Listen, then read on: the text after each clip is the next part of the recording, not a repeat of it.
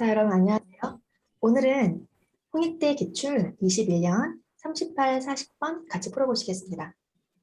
마지막 지문의 문제고요. 요즘 유행하는 소재이기 때문에 공부해 두시면 다른 학교에서도 유용하게 사용하실 수 있습니다. 먼저 문제부터 볼까? 문제를 보시면 38번 블랭크에 적절한 것은 연결어 문제입니다, 여러분. 단락이 바뀌면서 연결을 채우셔야 되는데 연결을 채울 땐 가장 첫 번째 앞내용, 뒷내용 간에 순접, 역접부터 확인하셔야 됩니다. 복양에 있는 모든 연결어들이 1번 보시면 자세히 말하자면 2번 같은 맥락에서 3번 일반적으로 4번 in so doing도 연결어예요. 그렇게 함으로써 그렇게 하면서 모두 다 순접이라 변별력이 없어 보이죠, 여러분? 순접 안에서도 종류가 나뉘어지니까 넷 중에 어떤 게 좀 더 문맥에 맞는지를 확인해 보셔야 됩니다. 39번, 추론할 수 있는 것은 추론 문제는 내용일치와 같습니다. 복양을 해석을 다 하지 마시고 반복되거나 대칭되는 키워드만 확인해도 지문의 전체 얼개를 아실 수가 있어요. 1번에 보시면 class, feudal society, 사회 시스템에 대한 내용임을 알 수 있습니다. 봉건사회, 계층. 2번도 보시면 meritocracy, 능력주의 사회. 봉건사회와 능력주의 사회를 대칭적으로 이해하시면 좋겠어요. 2번의 마지막 단어 aristocracy도 역시 소셜 시스템이죠. 3번에도 역시 능력주의적인이란 표현이 있어서 능력주의 사회 또는 능력주의 시스템 이 중요한 키워드임을 알 수 있습니다. 4번에도 역시 귀족주의 시스템, 능력주의 시스템 이렇게 사회의 시스템을 대조하는 글의 구조를 미리 읽으실 수 있어요. 지문 들어가실 때 이 글은 소셜 시스템에 대한 얘기구나. 특히 능력주의 사회와 귀족주의 사회의 대조를 읽어보면 좋겠어 라고 생각하시면 됩니다. 그 다음에 마지막 문제 잘 보셔야 돼요. 다음 중에서 다음에 이어질 내용, 이 패시지 다음에 이어질 내용입니다. 지문의 마지막 단락 또는 마지막 문장과 어울리도록 해주시면 되고요.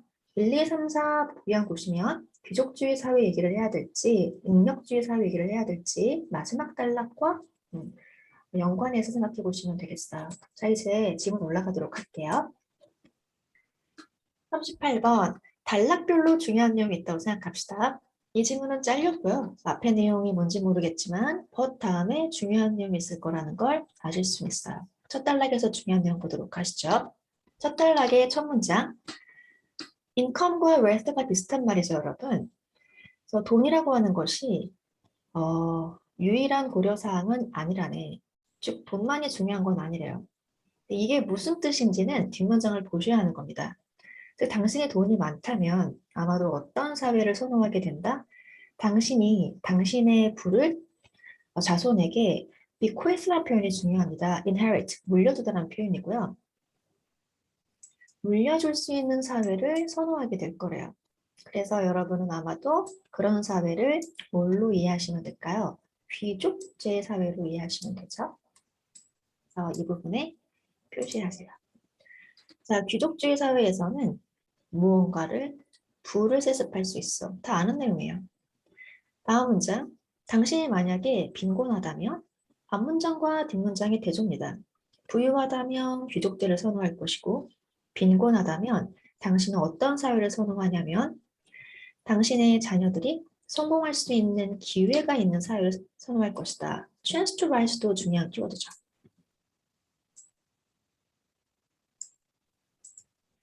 다른 말로 하면 그런 사회를 능력주의 사회라고 하겠대요. 이렇게 해서 귀족제와 능력주의 사회를 정의해주는 부분으로 보시면 됩니다.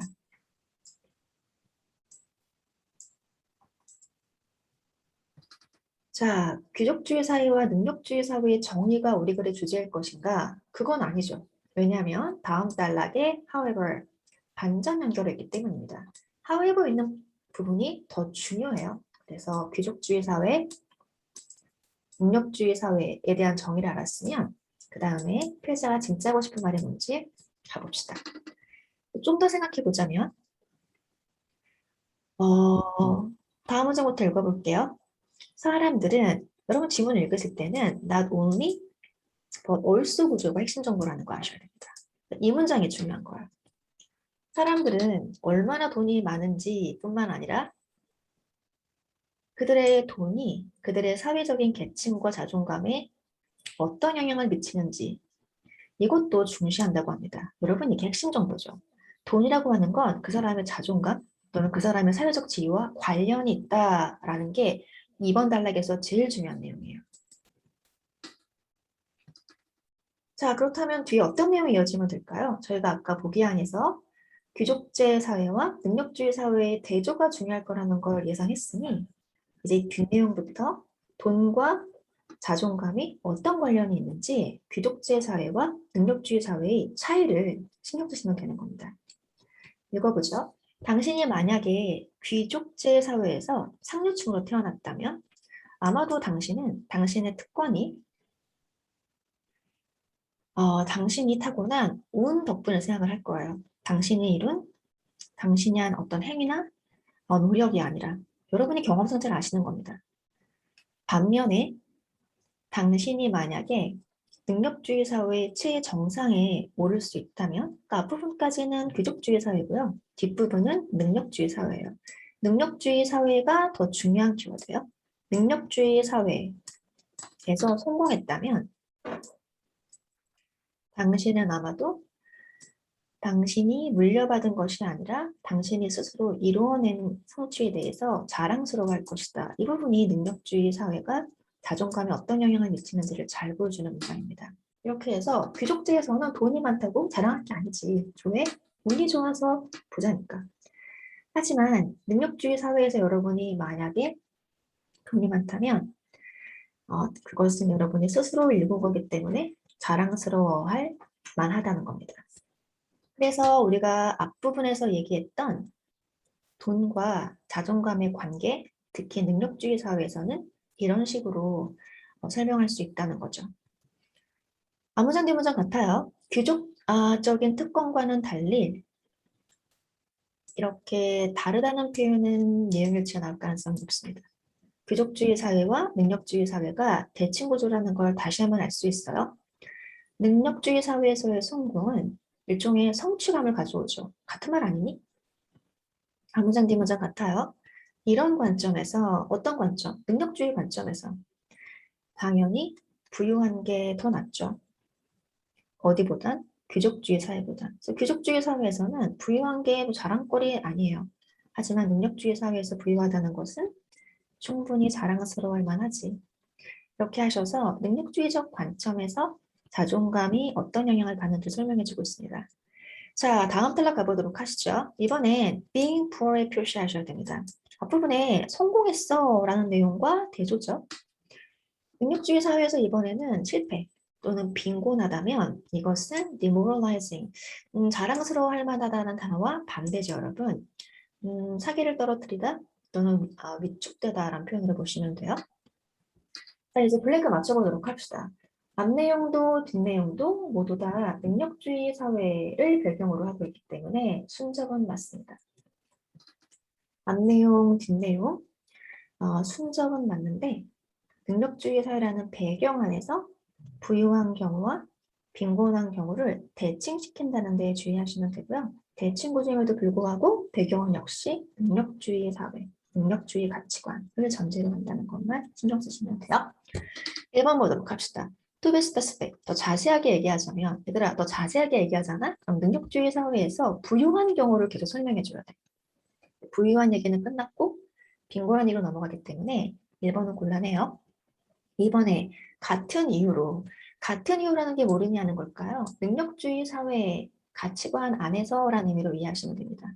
능력주의 사회 안에서는 부유하다면 성취감을 느낄 만하고 또 같은 이유로 빈곤하다면 위축될 만하지. 이렇게 해서 능력주의를 일종의 similar reason으로 이해하시면 될 것 같아요. 정답은 2번입니다. 자, 3번 한 사람 있나요? 일반적으로라고 하잖아? 그러면 역시 능력주의 사회 안에서 부유한 경우를 계속 설명해 줘야 돼. 따라서 부유한 경우 얘기는 끝났으므로 3번은 곤란하고요. 4번에 그렇게 함으로써 또는 그렇게 하면서 이것도 역시 부유한 경우를 부연 설명하는 경우에 필요하기 때문에 1번과 3번과 4번은 모두 다 부유한 경우를 부연 설명하거나 일반화한다는 점에서 정답이 되기는 곤란해요. 자, 이제 블랭크는 완성했으니 그 뒷부분에 어떤 내용을 예상하시면 될까요? 능력주의 사회에서 빈곤하다는 것이 얼마나 자존감을 떨어뜨리고 위축되게 만드는가 사람을 그런 내용을 강조하시면 되죠. 강조에는 어떤 구조가 효과적일까요? 이 지문이 이해가 잘 되고 효과적으로 의미를 전달하는 이유는 대칭 구조가 뚜렷하기 때문입니다. 아까 읽었던 귀족주의 사회를 다른 말로 하면 봉건사회로도 읽을 수 있겠죠. 봉건사회에서 빈곤하다는 건 자존감에 이런 영향을 미쳐 라고 잠깐 얘기해주면 뒷부분에 어떤 내용과 대조가 뚜렷할까요? 능력주의 사회에서 빈곤하다는 건 이런 영향을 미치지. 이렇게 앞에 있는 구조를 한 번 더 반복해 줄 거예요. 가봅시다. 봉건제 사회에서 또는 귀족주의 사회에서는 부유해도 자랑할 거리는 아니야 라고 했어요. 같은 이유로 봉건주의 사회에서 당신이 만약에 be born into 뭘로 태어나다 serfdom 농노예 여러분. 농노라는 건 노예와 농부를 붙여놓은 거죠. 노예와 다를 바 없는 형편의 농인 계층입니다. 가난하겠죠. 당신이 만약에 농노로 태어나 그래서 사는 게 너무 힘들어. 가난해. 하지만 부정어 주의하세요. 이런 생각에 시달릴 필요는 없는 거죠. 어떤 생각에 시달릴 필요는 없다? 당신의 이러한 예속적인 지위에 책임이 있다. 즉, 내가 못나서, 내가 노력하지 않아서, 내가 능력이 없어서 농노야 라는 생각은 할 필요가 없다는 겁니다. 짧게 패러프레이징 해보세요. 자존감에 영향을 미치지 않는 겁니다. 뒷문장도 부정문이고 주의하셔야죠. 부정문은 내용을 지나 추론 문제에서 중요한 힌트가 됩니다. 내용 예상할 수 있어요. 마찬가지로 당신은 이런 생각에 또 시달리지 않습니다. 어떤 생각? 우리 주인이 어떤 주인이죠? 당신이 봉사하는 for, 그 다음에 for 붙여서 읽으세요. 당신이 일하다 누구를 위해서? 주인을 위해서. 당신이 모시는 주인이 그 지위를 능력으로 성취했다는 생각에 시달릴 필요도 없는 거죠. 즉 농노라는 신분에 괴로워할 필요도 없고 또 주인 또는 귀족, 지주라는 그러한 지위가 자랑스러울 것도 없다는 겁니다. 다시 말해서 당신은 이 부분도 부정문이 있으니까 한번 읽어보죠. He was not more deserving than you. 지주가 당신보다 deserving, 더 나은 사람은 아니다라는 것을 알고 있을 거랍니다. 무슨 말이야? 부유하고 빈곤하고가 그 사람의 사회적 지위나 자존감과는 상관이 없다는 거죠. 그럼 뒤에 어떤 내용이 이어져야 될까요, 여러분?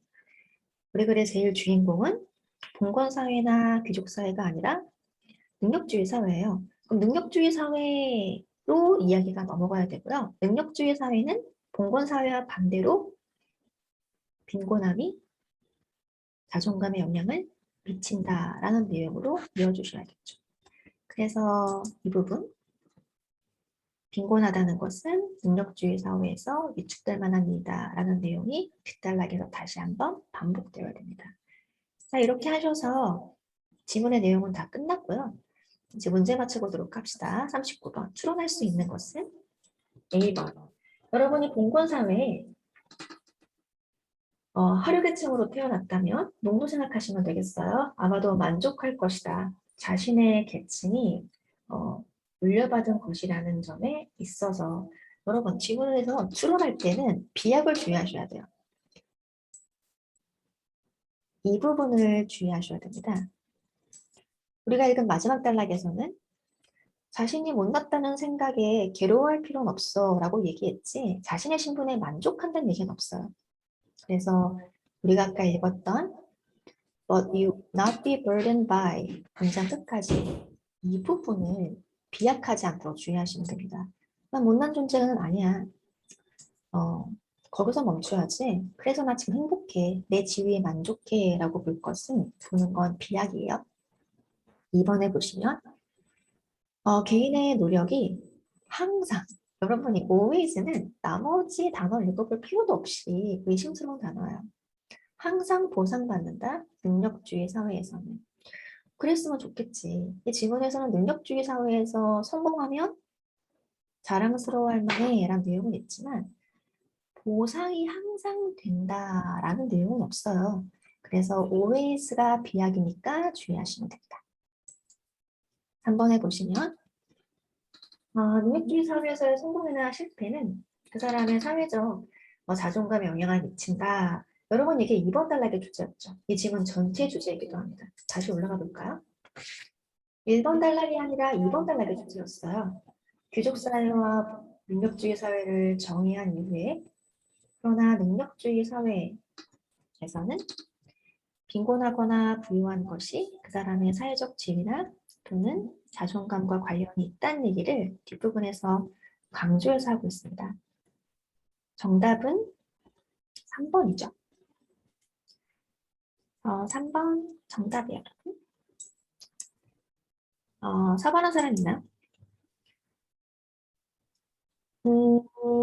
빈부 격차가 더 크다. 귀족주의 사회에서는 능력주의 사회보다.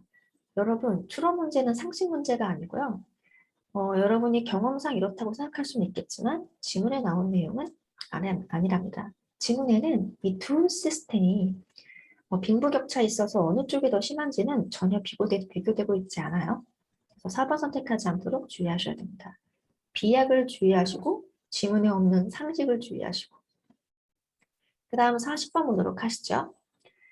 다음 단락에 이어질 내용으로 적절한 것은 봉건사회 얘기 끝났으니까 1번, 2번 더 이상 얘기할 필요가 없고 3, 4번 중에 정답이 있겠죠. 자, 능력주의 사회에서는 우리 글의 주제 그 사람이 빈곤한지 부유한지가 그 사람의 자존감에 영향을 미친다로 완성하시면 됩니다. 당신은 아마도 당신의 빈곤을 당신의 행위 때문이라고 생각할 것이다. 여러분 정답은 3번이죠. 내가 노력하지 않았기 때문에 빈곤해. 내가 능력이 없기 때문에 빈곤해. 당시 자신의 능력이나 실력과 자신의 빈곤을 연관시킨다라는 부분이 우리 글의 주제와 맞닿아 있습니다. 정답은 3번이고요. 4번이 왜 틀렸을까? 능력주의 사회는 맞는데 뒷부분 볼까요?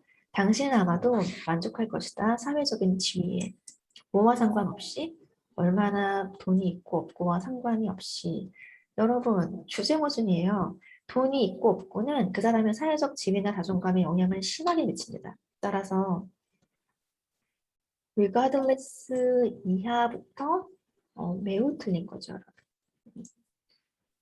지문의 주제와 모순이라서 4번 하시면 절대 안 돼요. 정답은 3번입니다. 이렇게 해서 문제를 모두 다 풀어보았고요. 여러분 이 지문의 주인공은 다시 한번 말씀드리지만 귀족주의 사회 그리고 능력주의 사회의 단순 대조가 아니라 능력주의 사회의 문제점을 강조하는 거라는 걸 좀 알아두시면 지문에 입체감이 좀 더 생깁니다. 여기까지 해서 해설 마치도록 할게요. 수고하셨습니다.